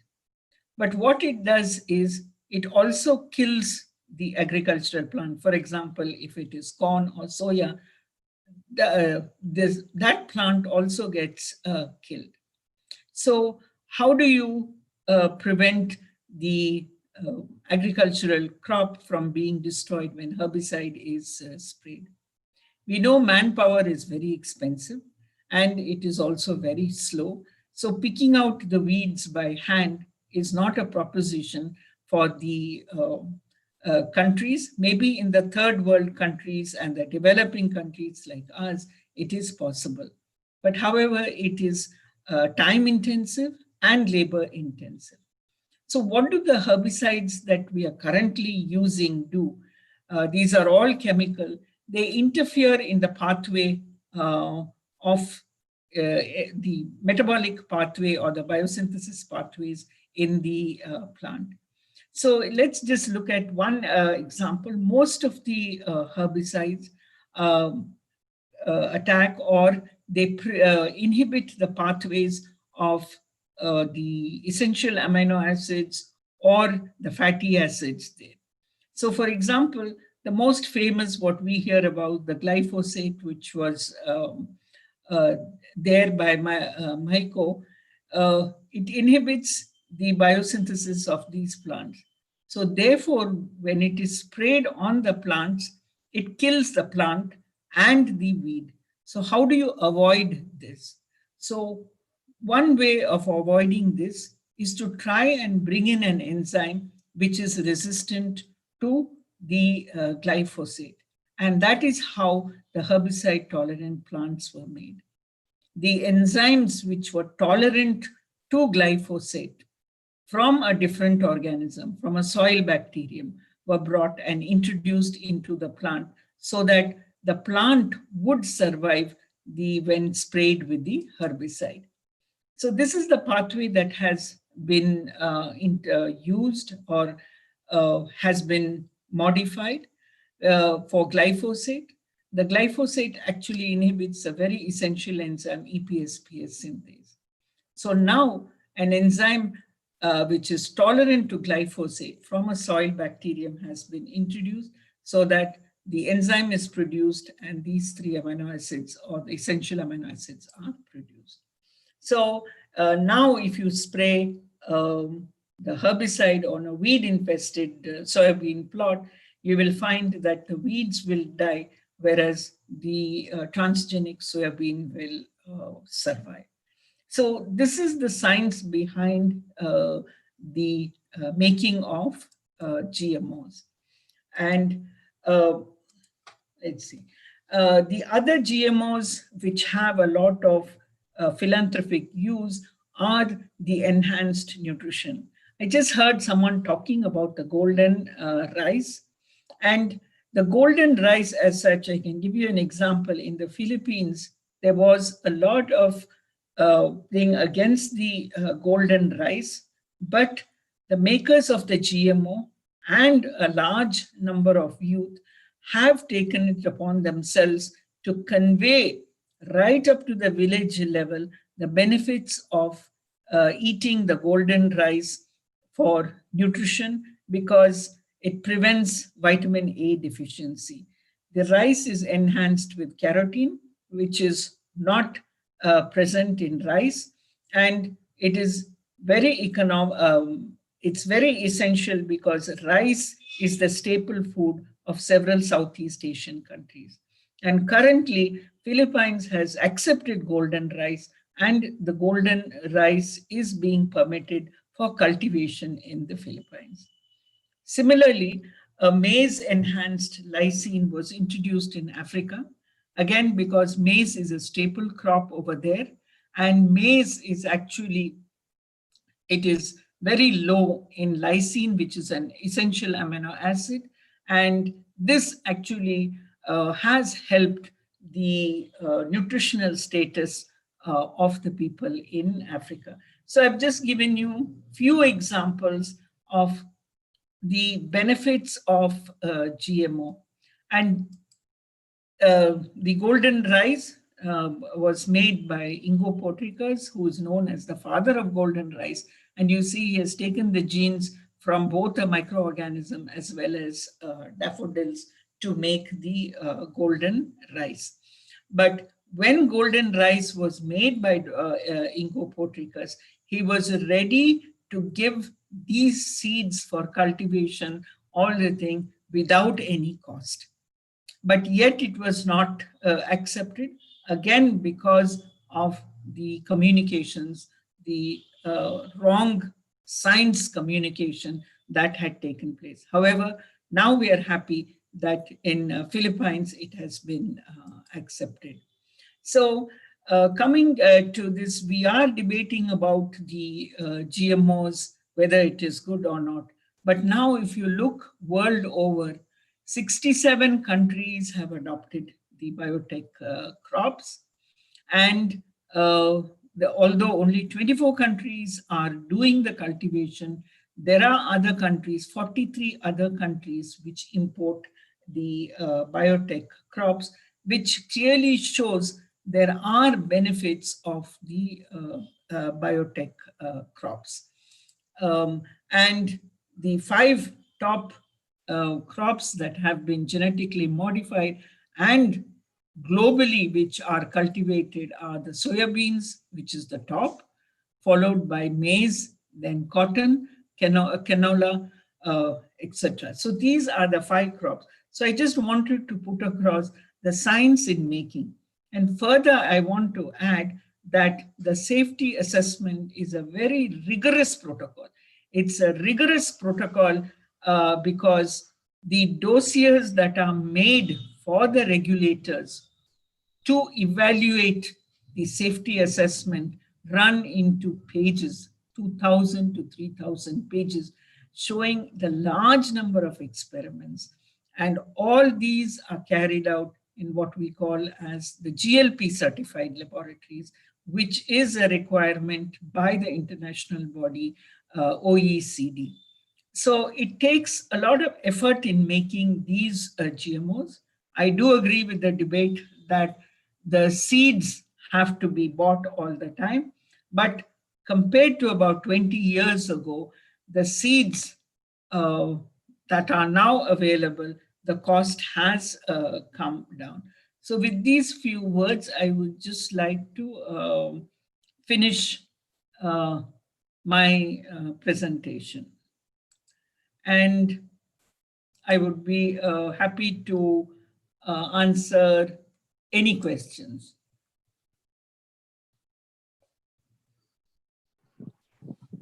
Ma'am, on the YouTube page, we do not have any questions. If the speakers, you all have any questions, ma'am, engaged on your points. I think Daniel, if you're here, oh, I think Daniel is not here. He was talking about the crops. Okay. You heard three speakers, if I'm not wrong. Would you want to give any comments on their speeches? No, I don't want to. I just heard a few, that the first person was, when I was here, he was talking about the allergens, and we don't know about the allergenicity of the crops, and that could be a great risk.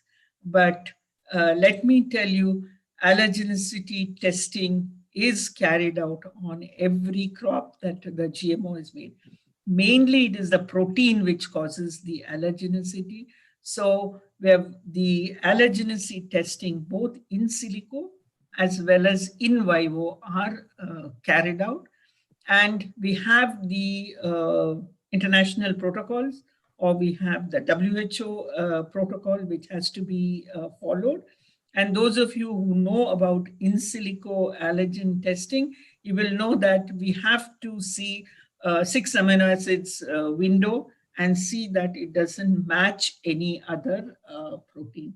So there is a very well-defined allergenicity testing protocol. And another comment I heard is something about, I wasn't sure, something about lives saved. But I would like to just ask the person, till today, is there any death recorded because of eating a GMO? Do we have any information on a death occurring to thing? So I don't know what the speaker meant about lives being saved if they don't have it. Thing. There's a question on the chat, if you could look at it. Oh,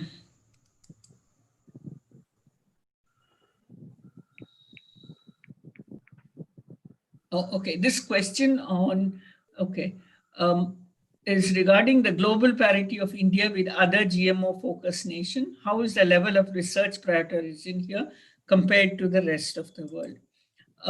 GMO research is a high priority. A large number of ICAR institutions are carrying out GMO, and there are, if I had a list, there are more than 20 or 25 GMOs in the pipeline. We have got flood-tolerant rice. We have got the GM mustard. We have got salt in the pipeline of making salt-tolerant rice. And there are a large number. Most of the agricultural research institutions are carrying out research on this. And compared to the other countries, we are not behind. But it is only our regulations and our regulatory authorities which are the bottleneck for the thing. I'm not sure if you all know, BT brinjal was almost on the verge of being released, and overnight a moratorium was brought on BT brinjal for reasons unknown. And the same data which was produced in India was used by Bangladesh. Bangladesh used all the data which was generated in India, and they have released BT brinjal. Okay, they used all the data, all the research, all the genes, etc., technology which was in India, and it has been released in Bangladesh. Yeah. Anything else? I hope I answered the question. Yep, Atul, if you could unmute yourself and tell ma'am if there's any follow-up. Yes, ma'am. Thank you so much. That was a very informative talk. And yes, the answer has been very well answered by you. Thank you so much for your time.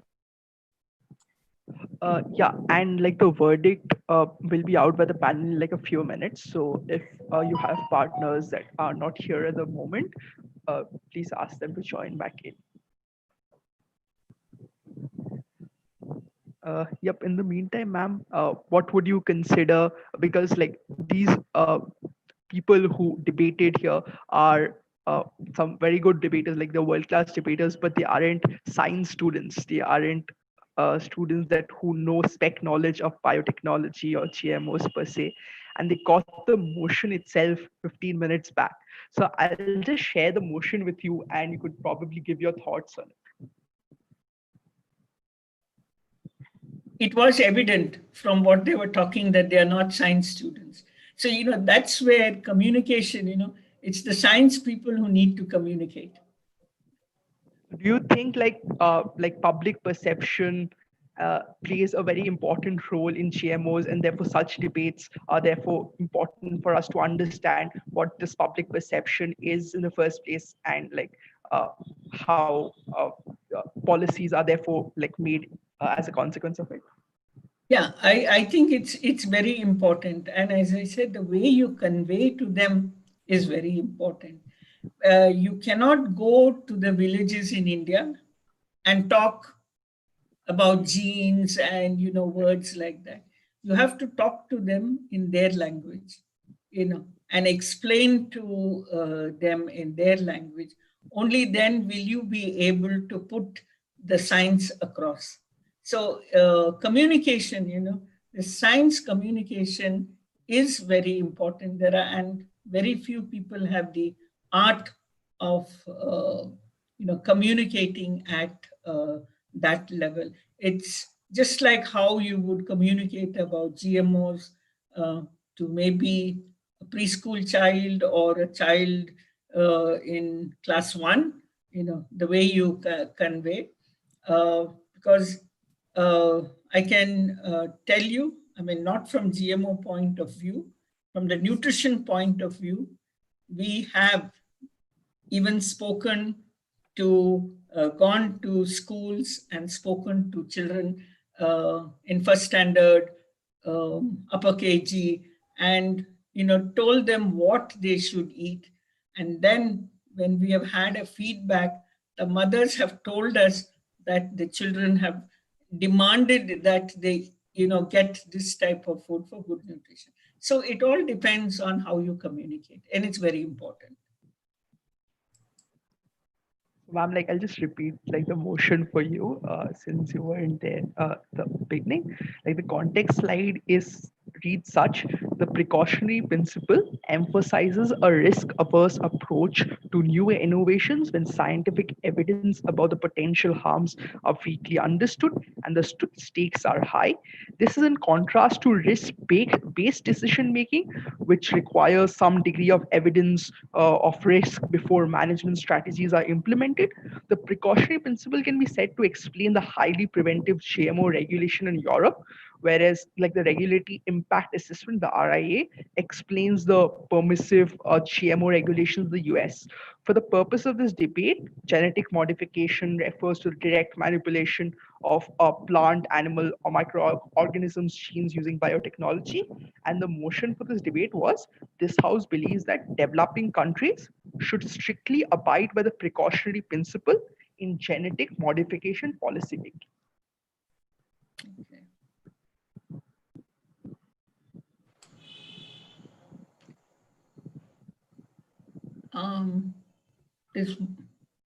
There's one more question. It says, I think same Atul, what are the main reasons that has been lacking compared to agriculture? Non-agricultural, see, I think the regulations for, let's say, medicines and things are, although the same safety assessment is there, I don't think they are, medicine is considered like if you don't take it, you're not going to live. So let's just take the example of insulin. Okay, if you look at insulin, nobody questions on whether it is a genetically modified insulin. Almost all the insulin available, the human insulin available, is produced by the microorganism. It's a genetically modified microorganism. But nobody questions that. So I think this large gap is there.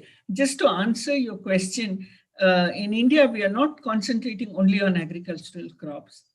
We are also concentrating a lot in the medical field, but mainly it is in the production of either enzymes or proteins. Another example is the streptokinase. Streptokinase was actually, India has got a patent on production of streptokinase by a genetically modified microorganism.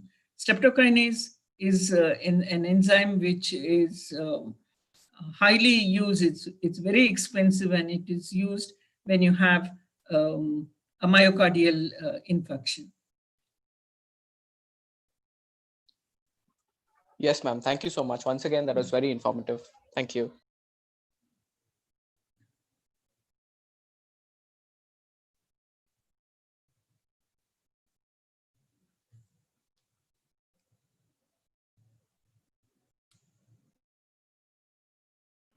I was muted. My apologies.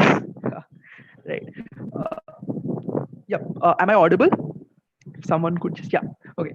Thank you so much, ma'am, for coming over and giving this wonderful talk, and for also answering our questions. They were very, very informative.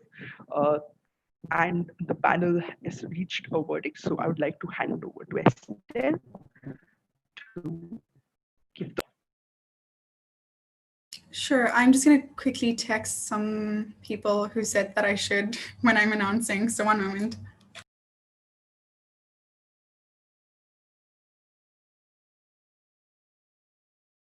Yeah, so can I check, do we have the opening government here, or at least a member of the opening government? Opening opposition? Yep. Closing government? Yep, we're here. And then closing opposition? Yes, CEO's here. Thank you. Okay, so we had an interesting discussion on this debate on all of the arguments that were brought from all the teams, and we did think it was a very high quality or enjoyable debate to watch.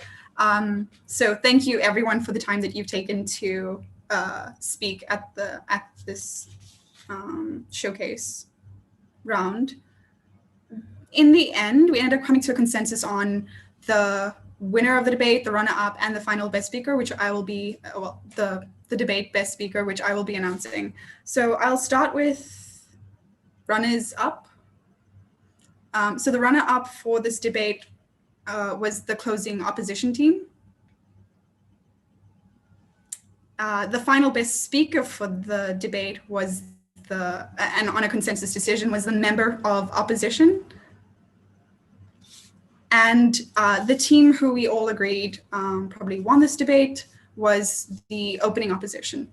So great job to all of you guys. Just to give some idea, and you're welcome to come to me afterwards for like more detailed feedback on the content that you provided. We had some very interesting arguments, as I mentioned, but I'll just like touch on a couple of the main issues that we had in the debate and why it was the case that the opposition bench generally dealt with those and ended up winning the debate over the government teams.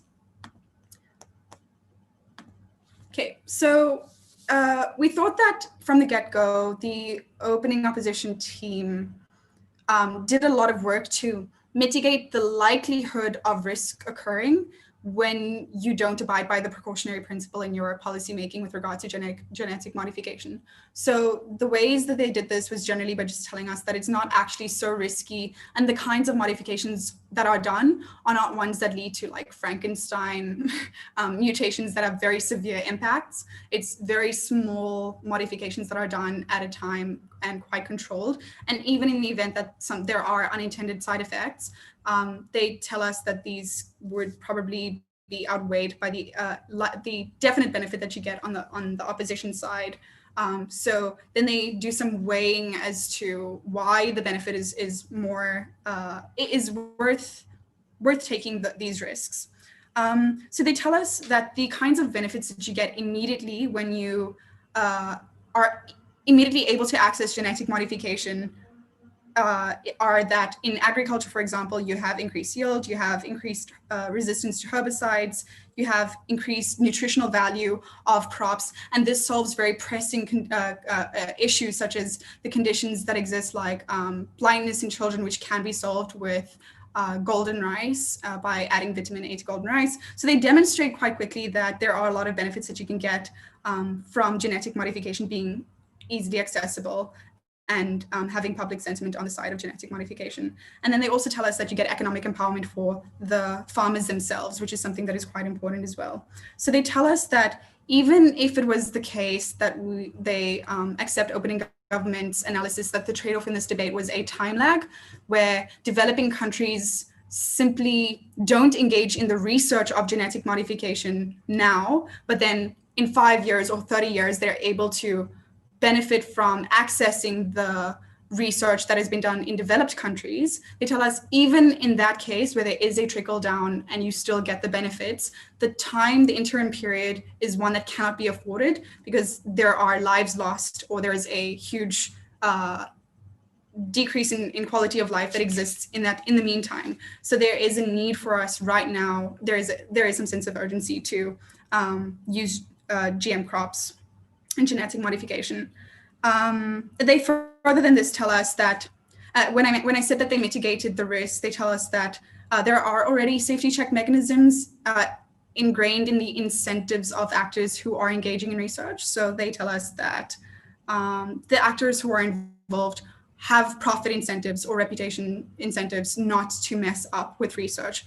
So it is the case that they already will have a healthy dose of risk management that exists, even when you don't have a blanket ban or severe restrictions on genetic modification, or when you abide strongly by the precautionary principle, even if you do have the sort of risk-based decision-making that the opposition proposes. So it is unlikely that very harmful genetic modifications would be done and would affect populations. And then on whether you are likely to get the benefits of genetic crops later, they further than this tell us that you're unlikely to get research in genetic modification now in these developing countries if you increase the speculation about whether they're going to get a return on their investment. And you do that when you have this precautionary principle and you turn people away from consuming genetically modified organisms. So firstly, you get less research and you get less funding because it's considered to be more risky. There's less guaranteed return on investment. And then even if it does hit the market, you have less consumption. And so for those reasons, they did a lot of damage to the government case there. We definitely valued and all of the judges on the panel appreciated the sense of urgency that was crystallized in closing opposition in demonstrating that it is developing countries specifically that we're talking about, because these are the ones who bear the worst of the humanitarian crises that exist, and they're the ones who are least equipped to deal with these. They talk about the severity of the malnutrition, of the huge toll that inability to access genetic modification takes on farmers, because they demonstrate that the impacts are quite severe, and they often resort to are victims of suicide as a result of the pressures that exist there. So they demonstrate quite well that there is a sense of urgency in developing countries for them to be able to access crops now. We thought that this was already existent in opening opposition's material, but crystallized in closing material. And further than this, like, there was definitely unique extensions in material and rebuttal provided, and probably a greater attempt at engagement with the best of the government side material in terms of rebuttal. So we had analysis on the perverse incentives of powerful actors and on harms to the market that occur if we have this precautionary principle being followed. And we had the arguments that because genetic modification is a very nascent industry and needs as much funding as possible, it kind of needs a boom to attract talent and to develop, and this would lead to more collaboration. It would lead to developing countries being able to take ownership of the development of the technology, and therefore avoid a situation where the West monopolizes the technology and charges them higher for it, and you don't get the trickle down that government side wants.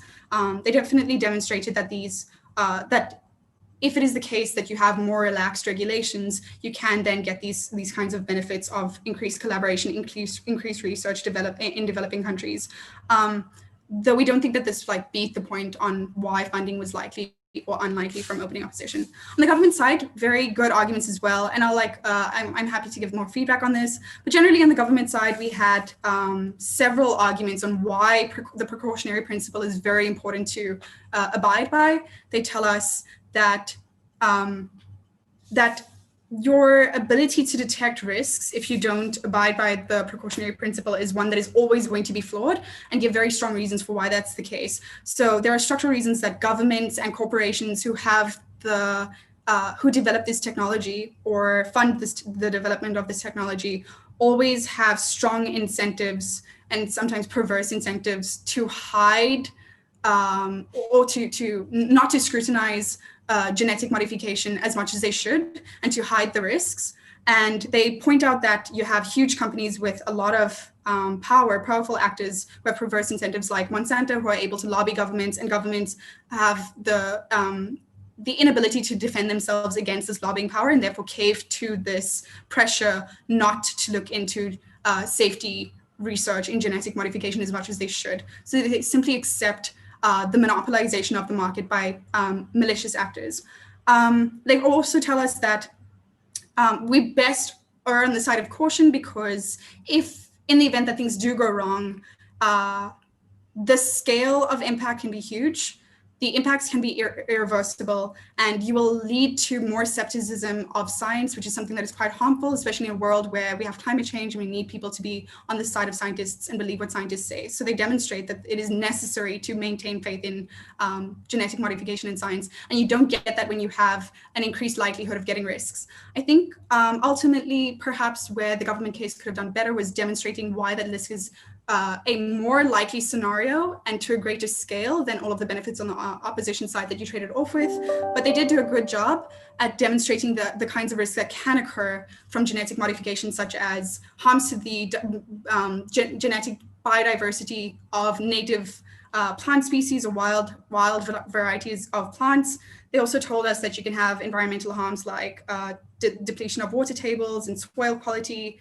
And I think that one of the most more interesting ones that came out were about the medical harms that can occur, or the harms to human health if it is used in bioscience. So from closing government, we had a clearer picture on how in emerging technologies with regards to genetic modification, there is a higher likelihood of risk because we know a lot less about it.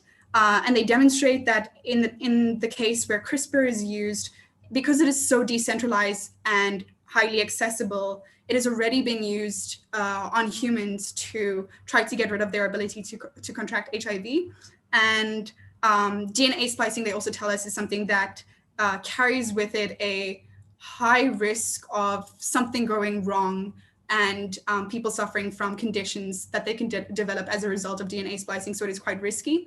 So I think that these in total, government side does tell us that there are risks of genetic modification that can occur now and in the future. And I think perhaps it was just like demonstrating that this is the likely scenario that was missing. But overall, a good job from all of the teams. And again, thanks to all of the teams. Congratulations to the best speaker. Congratulations to the runner-up, and congratulations to the opening opposition for winning the debate. Thanks, and I'll hand over to Rishtun again. Thank you so much. My bad. I didn't thank my amazing panel. Yeah, you guys did a great job. Lovely to panel with you. Thank you so much, Estelle. Thank you so much, the entire panel. Thank you so much, all the debaters who have joined us from different parts of the world. Thank you so much, ma'am, for coming and enlightening us with the talk. I'd like to conclude. Yeah. Thank you. Thank you. Thank you for having us, Rishtun. This was very fun. Thank you for coming. And thanks as well, everyone. It was a great deal of fun. And if I look tired now, it's just because it's 12:30 here. Abhilash, can you stop the recording? I think you're the host. Like the live streaming. Thanks, everyone. Thanks, Rishtun, for organizing and for inviting us. Yeah, Thanks, everyone. Thank you so much. Thank you. Thank you, everyone. I'm not sure how to do this. No, no. Anyway, I'll just end the meeting. Yeah, you can end the meeting. Bye.